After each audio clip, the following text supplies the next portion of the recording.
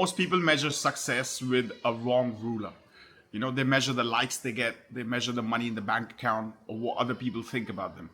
And then they wonder, even when things get better, you make more money, more people like you, why does it still feel empty? I discovered that success has nothing to do with what we accumulate or achieve. Instead, it has everything to do with who you're becoming.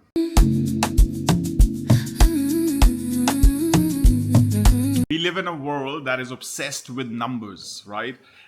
It's measuring how many likes or how many followers do I have, how much money do I make, how many people like me, or what kind of car I drive, what kind of house or neighborhood I live in.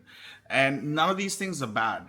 But when we start measuring who we are and our self-worth and gets tied into outcomes and things that we don't control, either the algorithm or the market or somebody else's approval, we are setting ourselves and giving away our power without even realizing it.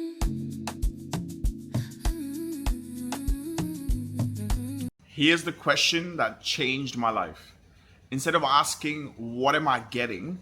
I started asking myself, who am I becoming?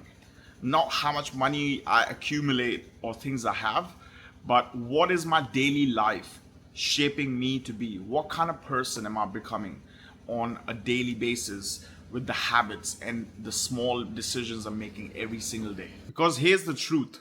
The success or the results that we have in our life are just a reflection of who we are as people, right?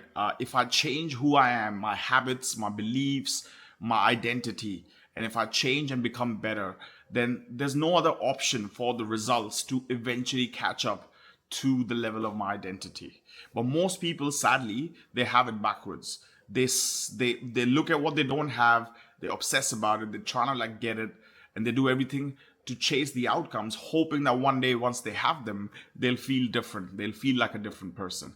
And once they don't, even if they achieve them, they still feel empty because they have it backwards.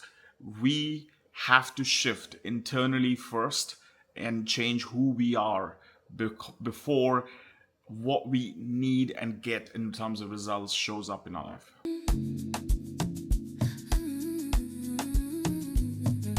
There's a version of you that is your highest self. Let's call it a role model self. It's the person you're trying to become, right? Maybe it's the person that's more present and more calm, less reactive, more involved and engaged with their family, maybe more engaged at work and actually crushing the goals at work. Whatever that might be, that's the person we're all trying to become. This role model self is not a fantasy. It, in fact, is a direction. It's a mentor that lives inside us that we can look up to and ask questions and ask ourselves on a daily basis. Am I doing something today to move forward in the direction of who I want to become?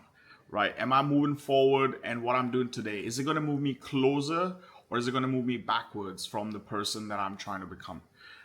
This is a direction, and this intentional living every single day is what helps us become a better version. And in fact, as you realize that all the things you ever wanted are just waiting on the other side of the person you're trying to become.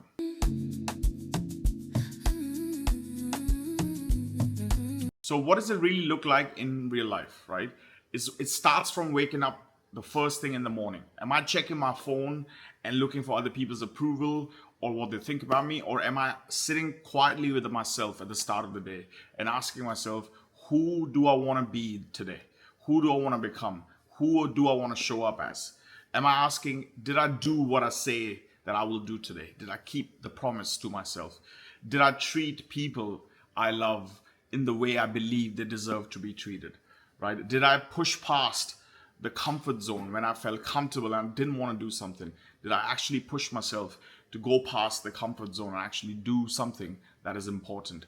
All these little small choices on a daily basis shapes who we are. That's the scoreboard that really matters. Because when a man knows what I need to do today to grow, and he does it, and he can look back at his day and say, I've done everything I can that I set out to do, and it moves me one step closer to the person I'm becoming. That man doesn't need anybody else's validation, because that person has already won.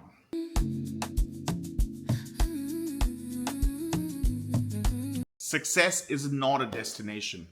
It's in fact a direction that we are moving every single day, quietly and intentionally, even when no one's watching, right? One man who works like this, instead of chasing external validation of what everybody thinks, when he knows that I'm here to grow and this is what I need to do to grow, and actually keeps his promise to himself, that man has already won. He has an internal compass that does not depend on the crowd to tell him what to do. That instinct is what I call the feeling man instinct. We all have that gut instinct that is a compass in our lives that is moving us forward to the next version of ourselves, that is the role model self. And when you are growing, you are free. Otherwise, you're just performing to fit in and be liked by other people.